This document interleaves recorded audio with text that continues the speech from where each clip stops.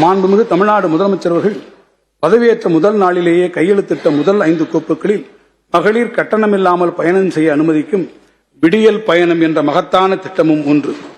தமிழ்நாட்டு மகளிரிடையே பெரும் வரவேற்பை பெற்றுள்ள இத்திட்டம் அவருடைய சமூக பொருளாதார மேம்பாட்டிற்கு பெரிதும் துணை புரிவதாக பல்வேறு ஆய்வுகள் தெரிவித்திருக்கின்றன.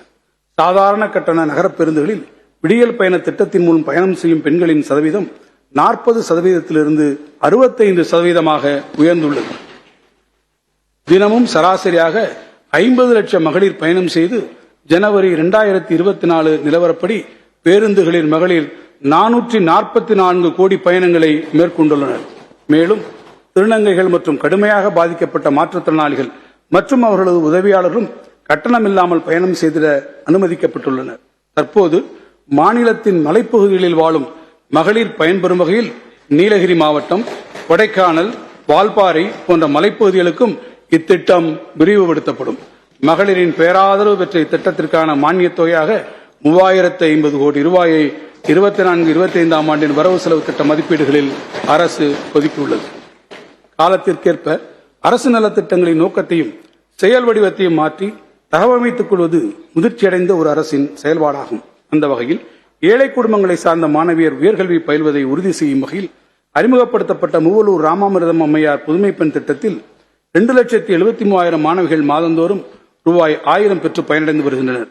இத்திட்டம் அறிமுகப்படுத்தப்பட்ட பின்னர் உயர்கல்வியில் முதலாண்டு சேரும் மாணவிகளின் எண்ணிக்கை நடப்பு ஆண்டில் 34% அதிகரித்து கூடுதலாக 34,460 மாணவியர் கல்லூரிகளில் சேர்ந்துள்ளனர் என்பதை பெருமையுடன் இந்த மாமன்றத்திற்கு தெரிவிக்க விரும்புகிறேன்.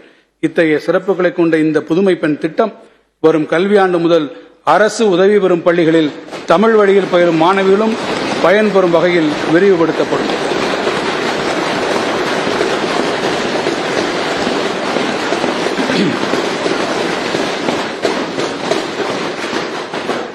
இந்த ஆண்டு இத்திட்டத்தை செயல்படுத்த 370 கோடி ரூபாய் நிதி ஒதுக்கப்பட்டுள்ளது.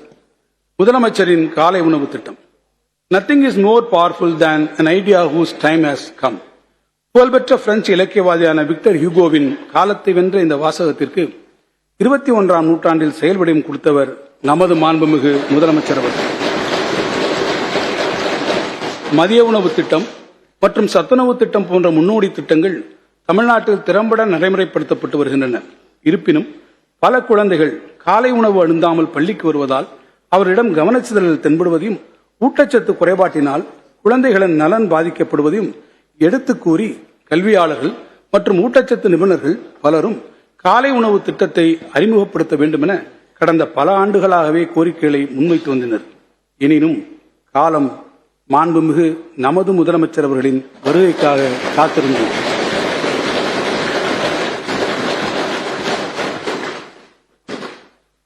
சமூக நீதி அடிப்படையாக கொண்ட திராவிட மாடல் அரசின் மகத்தான திட்டமான முதலமைச்சரின் காலை உணவு திட்டம் கடந்த 2022ஆம் ஆண்டு பேரறிஞர் அண்ணா அவர்களின் பிறந்த நாள் அன்று மதுரையில் தொடங்கப்பட்டு பிறகு கடந்த 2023ஆம் ஆண்டு தமிழ்நாட்டில் உள்ள அனைத்து 3992 அரசு பள்ளிகளில் 1ஆம் வகுப்பு முதல் 5ஆம் வகுப்பு வரை பயிலும் 15 லட்சம் மாணவர்கள் பயனடையும் வகையில் விரிவுபடுத்தப்பட்டது.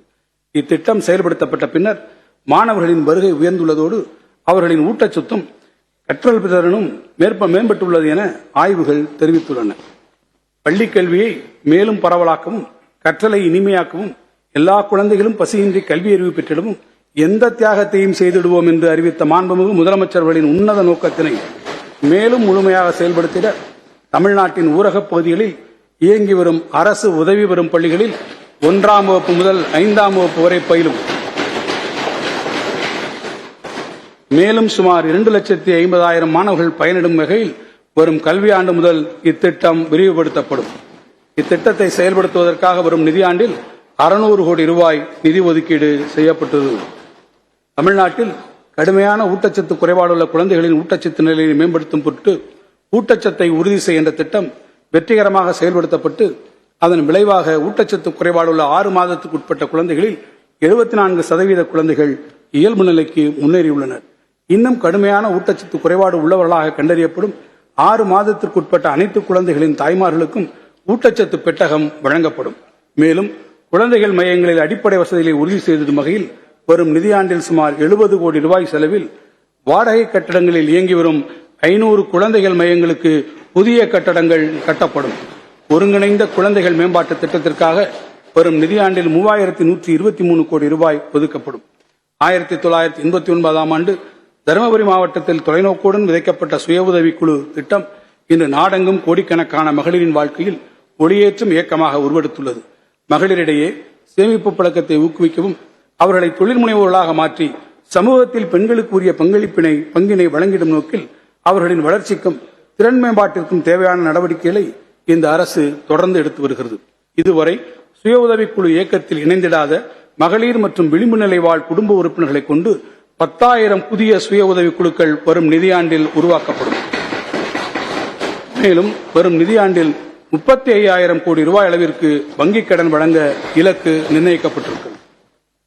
தமிழ்நாட்டின் முத்திரை விதிக்கும் திட்டங்களில் ஒன்றான தோழி பணிபுரியும் மகளிர் விடுதிகள் தாம்பரம், திருச்சிராப்பள்ளி, கூடுவாஞ்சேரி உள்ளிட்ட 10 இடங்களில் 1145 மகளிர் பயன்பெறும் வகையில் 35 கோடி ரூபாயில் அனைத்து நவீன வசதிகளுடன் வெற்றிகரமாக செயல்பட்டு வருகின்றன. சென்னை, திருவண்ணாமலை, ஓசூர் ஆகிய நகரங்களில் 432 பெண்கள் பயன்பெறும் வகையில் 36 கோடி ரூபாய் மதிப்பீட்டில் 3 புதிய தோழி விடுதிகள் கட்டப்பட்டு வருகின்றன. இதைத் தொடர்ந்து வரும் நிதியாண்டில் சென்னை, கோயம்புத்தூர், மதுரை ஆகிய முக்கிய நகரங்களில் 345 மகளிர் பயன்பெறும் வகையில் 26 கோடி ரூபாய் மதிப்பீட்டில் 3 புதிய தோழி விடுதிகள் கட்டப்படும். 3ஆம் பால் இனத்தவரின் நல்வாழ்வுக்கென பல்வேறு புதுமையான திட்டங்களை நாட்டிலேயே முன்னோடியாக தமிழ்நாடு வெற்றிகரமாக நடைமுறைப்படுத்தி வருகிறது. 3ஆம் பாலினத்தவரின் சமூக பொருளாதார மேம்பாட்டினை உறுதி செய்து வாழ்க்கையில் வெற்றி பெற அவர்கள் உயர்கல்வி கற்பது மிகவும் இன்றியமையாதது ஆகும். எனினும் தற்போது மிக குறைந்த எண்ணிக்கையிலான 3ஆம் பாலினத்தவர் அவர்கள் மட்டுமே தமிழ்நாட்டில் உயர்கல்வி பயின்று வருகின்றனர். எனவே உயர்கல்வியை தொடர விரும்பும் 3ஆம் பாலினத்தவரின் கல்வி கட்டணம், விடுதி கட்டணம் உள்ளிட்ட அனைத்து கல்வி செலவுகளையும் அரசே ஏற்கும். திருநங்கைகள் நல வாரியம் மூலம் நடைமுறைப்படுத்தப்பட்ட இருக்கும் இத்திட்டத்திற்காக இந்த ஆண்டு 2 கோடி ரூபாய் கூடுதலாக அரசால் வழங்கப்படும். அரசு கூர்நோக்கு இல்லங்கள், சிறப்பு இல்லங்கள் மற்றும் பாதுகாப்பு இல்லங்கள் ஆகியவற்றை திறம்பட செயல்படுத்தவும் அதன் நிர்வாகத்தை மேம்படுத்தவும் உரிய ஆலோசனைகள் வழங்கிட அமைக்கப்பட்ட மேனாள் நீதியரசர் திரு கே. சந்துரு அவர்கள் தலைமையிலான ஒருநபர் குழுவின் பரிந்துரைகளின் அடிப்படையில் இத்துறையில் உரிய சீர்திருத்தங்களை மேற்கொள்வது என இந்த அரசு முடிவு செய்துள்ளது. இதுவரை சமூக பாதுகாப்புத்துறை என்ற பெயரில் இயங்கி வந்த இந்த துறை இனி குழந்தைகள் நலன் மற்றும் சிறப்பு சேவைகள் துறை என்ற பெயர் மாற்றம் செய்யப்படும். மேலும் தலைமை பாதுகாப்பு அலுவலர் உள்ளிட்ட புதிய பணியிடங்கள் ஏற்படுத்தப்பட்டு துறையின் மனிதவள மேலாண்மை உறுதி செய்யப்படும்.